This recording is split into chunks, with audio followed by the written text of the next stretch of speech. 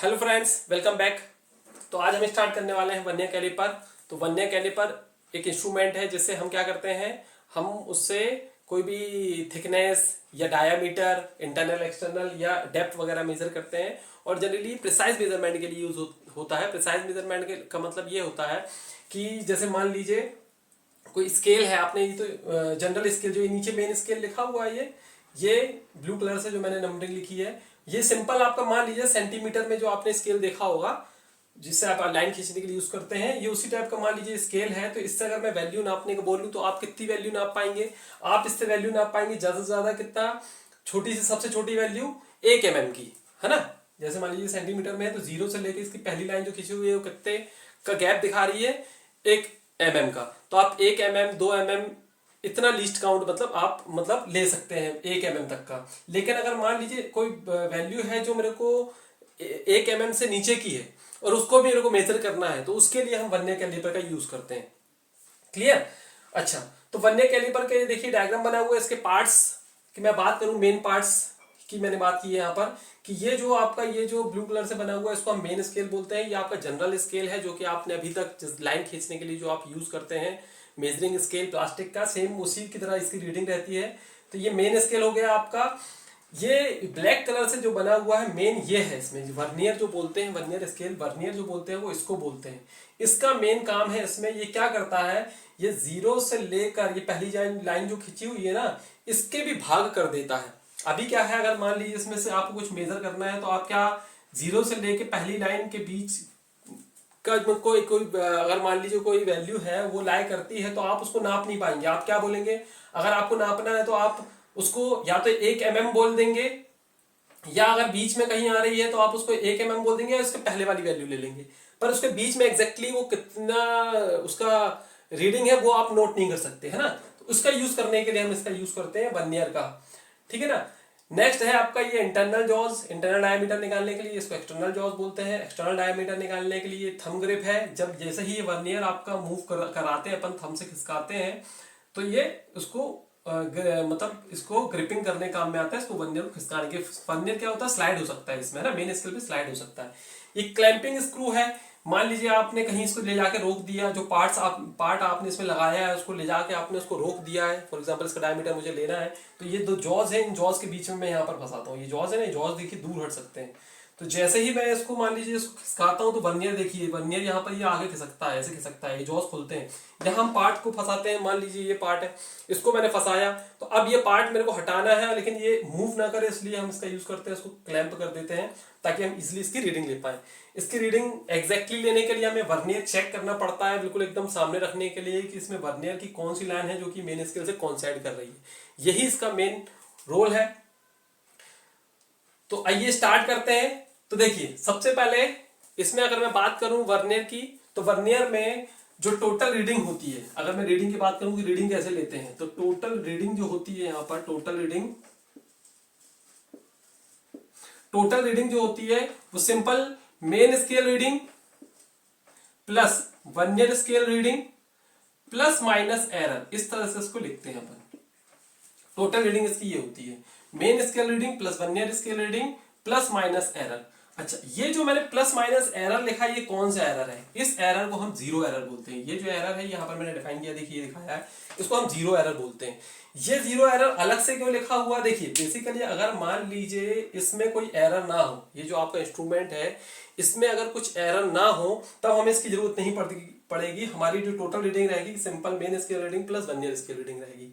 लेकिन अगर इंस्ट्रूमेंट में एरर आ जाए तो हमें ये जीरो एरर भी इसमें इंक्लूड करना पड़ता है। ये जीरो एरर होता क्या है? देखिए जीरो एरर क्या होता है, जब हम इस इंस्ट्रूमेंट को बहुत ज्यादा यूज करने लग जाते हैं तो ये क्या होता है, कई बार देखिए अभी क्या है, ये जो जीरो है ब्लू कलर वाला, ये ब्लैक कलर का जो जीरो है, ये बिल्कुल आमने सामने बनाया है मैंने, ये आमने सामने ही रहता है अगर इसमें कोई भी इंस्ट्रूमेंट में कोई भी फॉल्ट ना हो। जब ये जॉज देखिए आपस में चिपके हुए एकदम, ये जो एक्सटर्नल जॉज है आपस में चिपके हुए हैं, इनको हम चिपका के देखते हैं क्या मेन स्केल का जीरो और वर्नियर स्केल का जीरो आमने सामने आ रहे हैं। अगर ये स्ट्रेट टाइम में आ रहे हैं मतलब आपका ये इंस्ट्रूमेंट एकदम सही है, इसमें कोई भी जीरो एरर नहीं है, उस समय हम इसको इंक्लूड नहीं करते हैं, जीरो एरर की बात नहीं आती है।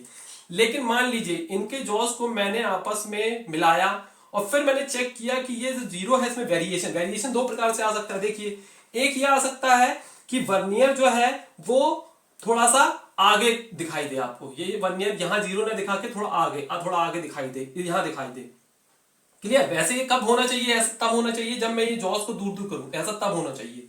लेकिन जॉस को पास रखते हुए भी अगर ये कंडीशन बनती है तो नेगेटिव एरर आपका कहलाता है। और अगर मान लीजिए ये भी हो सकता है कि ये जॉस मिलाते समय ये जो वर्नियर है आपका ये आगे हो जाए, देखिए मेन स्केल जो है उसको एक्सीड कर गया, आगे चला गया, इस साइड आगे चला गया, नेगेटिव साइड है ना। इसको देखो नेगेटिव साइड और पॉजिटिव याद रखने का तरीका बता देता हूँ। देखिए वैसे तो मैंने यहाँ लिखा है नेगेटिव है पॉजिटिव है, लेकिन इसको रटना की जरूरत नहीं है। आप सिंपल क्या करिए, आप मेन स्केल को रेफरेंस मान के चलिए।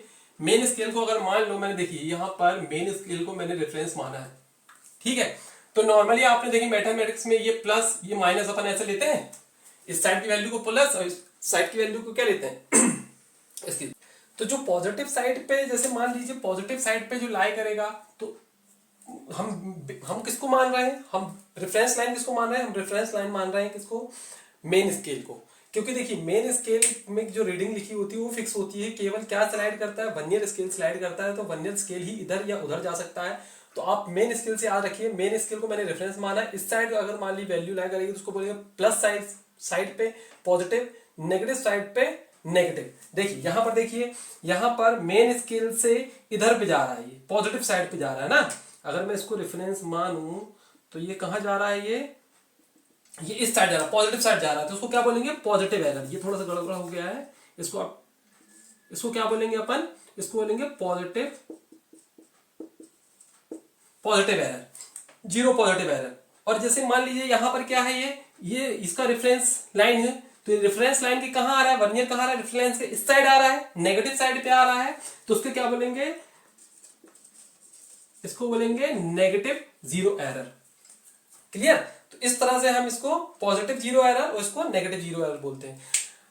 ऑल दो यहां पर अगर मैं बात करूं यहां पर कि इसको अपन ऐड करेंगे या माइनस करेंगे, यहां पर आप, क्योंकि क्या होता है नेगेटिव एरर को नेगेटिव वैल्यू के नेगेटिव साइन के साथ लिया जाता है। तो अगेन ये प्रॉब्लम क्रिएट होती है बाद में कि अगर मान लीजिए एरर नेगेटिव में, क्योंकि ये एरर भी हो सकता है ना कई बार कि यहाँ पर जब ये वैल्यू अगर हम मेजर कर रहे हैं तो ये एरर, जब हमने एरर की वैल्यू लिख रहे हैं, ये डायरेक्ट वैल्यू ना पता हो हमें। ये भी तो हो सकता है कि हम जो काउंट करना चाह रहे हैं कि कितने का एरर है, यहाँ से ये जो एक्सीड की है वैल्यू कितनी एक्सीड की है। तो ये अगर एग्जैक्ट वैल्यू अगर हमारे पास नहीं है तो इस वैल्यू को निकालने के लिए भी हमें कुछ प्रोसेस करना पड़ेगा। वो प्रोसेस करेंगे अगर आप यहाँ पर, तो क्या प्रॉब्लम जाती है कि मान लीजिए एरर नेगेटिव में है, और ये वैल्यू जो है जो आपकी आई है, आपको नेगेटिव एरर, कई बार वैल्यू को भी नेगेटिव में लिखते हैं। तो ये नेगेटिव लें, उसको नेगेटिव लें, फिर प्लस करें, ये प्लस माइनस, यहाँ पर पॉजिटिव को प्लस लें, फिर यहाँ पर नेगेटिव रखें। ये बहुत कंफ्यूजन, बहुत मतलब कॉम्प्लिकेशन टाइप का होता है। तो इसलिए मैं आपको बता रहा हूँ कि ये पॉजिटिव और नेगेटिव एरर लिखने के हिसाब से मैं आपको बता रहा हूँ, थ्योरी लिखनी तो आपको पता होना चाहिए। नेगेटिव और पॉजिटिव एरर हम कैसे देखते हैं, बेसिकली हम अगर मान लीजिए न्यूमेरिकल में अगर हमें पुट करना है तो हम थोड़ा यहाँ लॉजिक लगाते हैं। लॉजिक कैसे लगता है, देखिए लॉजिक सिंपल है कि मान लीजिए पॉजिटिव एरर है कि मतलब मैंने आपको बता दिया पॉजिटिव और नेगेटिव रहेगा कैसे, ये तो आपको याद करवा दिया। अगर मान लीजिए पॉजिटिव एरर है, इसका मतलब देखिए ये क्या है कि ये वर्नियर स्केल जो है, ये यहाँ पर अभी इसकी रीडिंग जो है, देखिए पहले से मेन स्केल कितनी रीडिंग लेके बैठा है ना, पहले से रीडिंग लेके बैठा है ना। क्योंकि जब मैं इसको रीडिंग लेना स्टार्ट करूंगा, जॉस को बाहर फैलाऊंगा, तो ये वर्नियर स्केल और बाहर जाएगा, अंदर थोड़ा आएगा, और बाहर जाएगा मतलब ये इतनी जो वैल्यू है इसको कम मेजर कर रहा है, ये पहले से रीडिंग लेके बैठा है। तो इसको आपको क्या करना पड़ेगा, जो रीडिंग लेके बैठा है उसको माइनस करना पड़ेगा। इसी प्रकार से यहां देखिए, अगर मान लीजिए यहां पर मैं बात करूं तो जैसे मैं जॉज ओपन करूंगा ये खिसकना स्टार्ट होगा। तो जब ये जीरो पे, मान लीजिए जीरो पे पहुंचा, तो रीडिंग स्टार्ट हो चुकी है, जॉज खुल रहा है मतलब रीडिंग स्टार्ट हो चुकी है, लेकिन अभी तक इसने एक भी रीडिंग नहीं ली। यहाँ रीडिंग लेके बैठा था, यहाँ रीडिंग लेना स्टार्ट भी नहीं किया, मतलब पीछे है। तो यहां पर क्या करेंगे आप, यहां पर जो रीडिंग कम ली है इसने, जो कम ली है उसको क्या कर देंगे, बाद में जाके ऐड कर देंगे, है ना। यहां पर हम सब्ट्रैक्ट कर देंगे, जो रीडिंग लेके बैठा है उसको माइनस कर देंगे। यहां पर रीडिंग लेना भी स्टार्ट नहीं कर रहा, मतलब रीडिंग जो नहीं ले पा रहा है या नहीं ली है पहले से, उसको क्या करेंगे, बाद में जाके ऐड कर देंगे। क्लियर? ठीक है, तो वैसे तो देखिए पॉजिटिव, जब भी पॉजिटिव जीरो पॉजिटिव एरर रहता है ना, तो बाद में यहाँ पर ये क्या हो जाती है नेगेटिव, और नेगेटिव जीरो एरर रहता है तो ये हो जाता है पॉजिटिव। लेकिन इसके बाद भी कई सारे न्यूमेरिकल आप लगाएंगे तो आपको कंफ्यूजन हो जाता है। मैंने नोटिस किया है ये क्या होता है, कई बार नेगेटिव में वैल्यू दी रहती है तो बहुत दिक्कत होती है, इसको नेगेटिव में ले पॉजिटिव ले, तो थोड़ा सा यहाँ पर ये लॉजिक हम लगा लेते हैं, उससे हमें क्लियर हो जाता है यहाँ पर।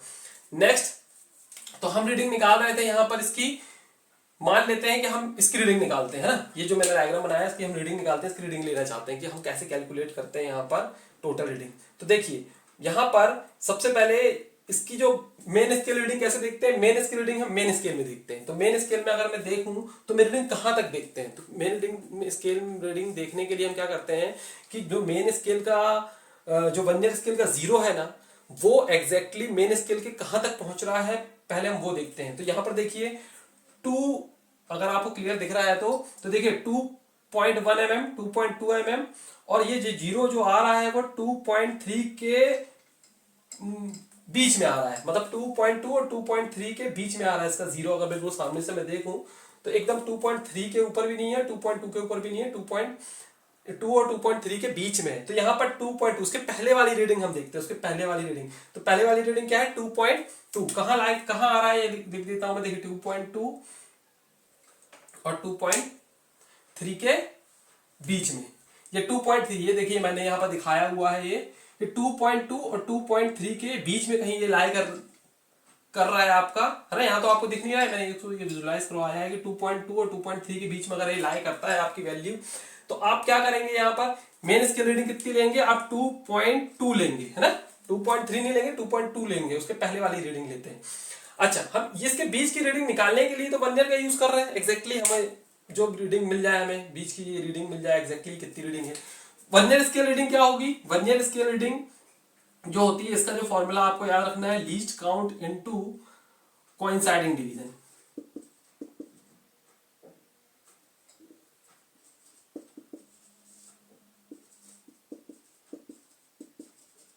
Least count into coinciding division. तो यहां पर 2.2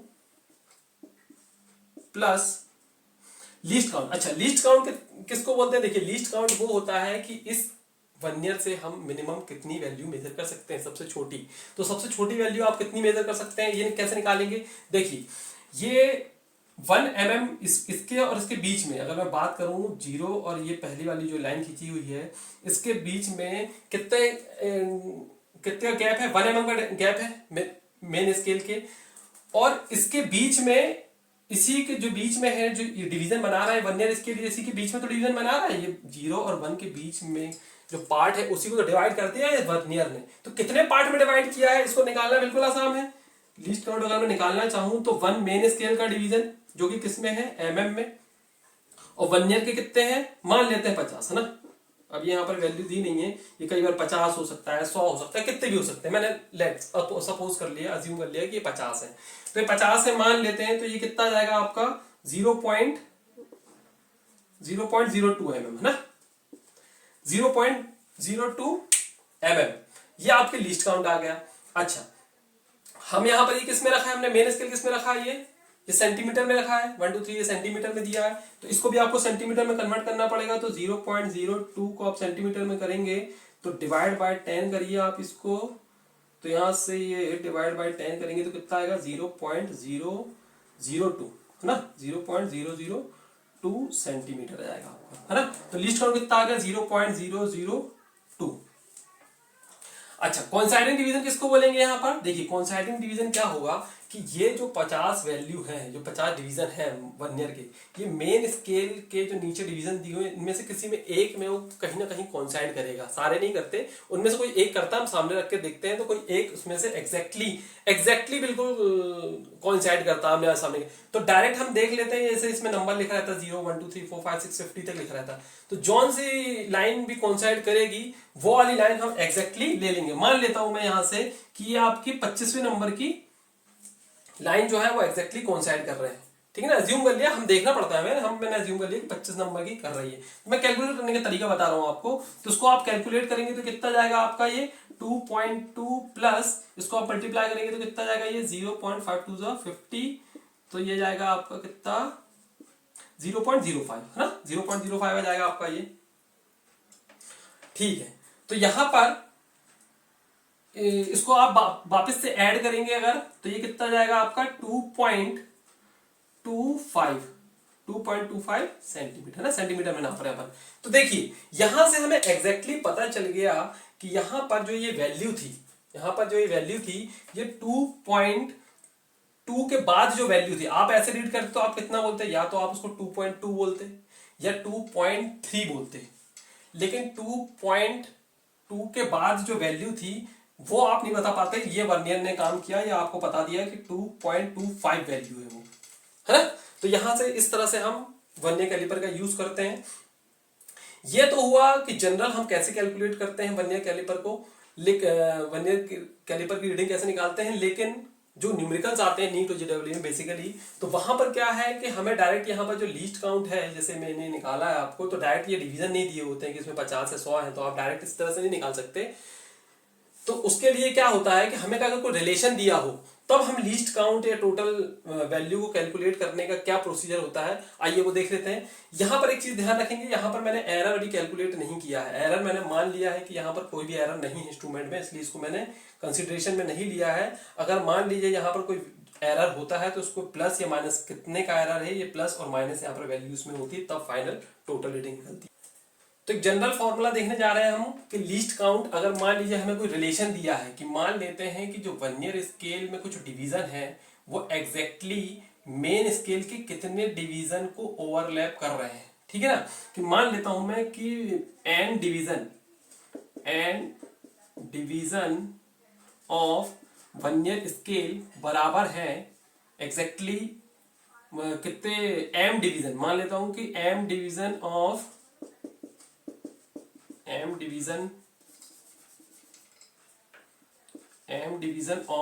मेन स्केल के बराबर है।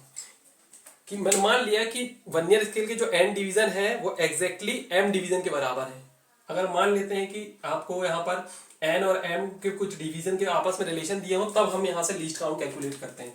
तो लीस्ट काउंट कैलकुलेट करने के लिए वहां पर आप सिंपल फॉर्मूला क्या यूज करेंगे, देखिए वन मेन स्केल डिवीजन में से, मेन स्केल का जो एक डिवीजन है उसमें से आप माइनस कर दीजिए वन वर्नियर स्केल डिवीजन को, यहां से आपका लीस्ट काउंट निकल के जाएगा। तो वन वर्नियर स्केल डिवीजन निकालने के लिए ही हमें ये रिलेशन एग्जैक्टली हमने बनाया है। तो इसको यहां से अगर मैं one main vernier scale division निकालना चाहूं तो कितना आएगा, देखिए यहां पर मैंने क्या बोला कि एन वर्नियर स्केल डिवीजन किसके बराबर है, एम मेन स्केल डिवीजन के बराबर है। तो वन वर्नियर स्केल डिवीजन कितना होगा, m by N main scale division के बराबर होगा।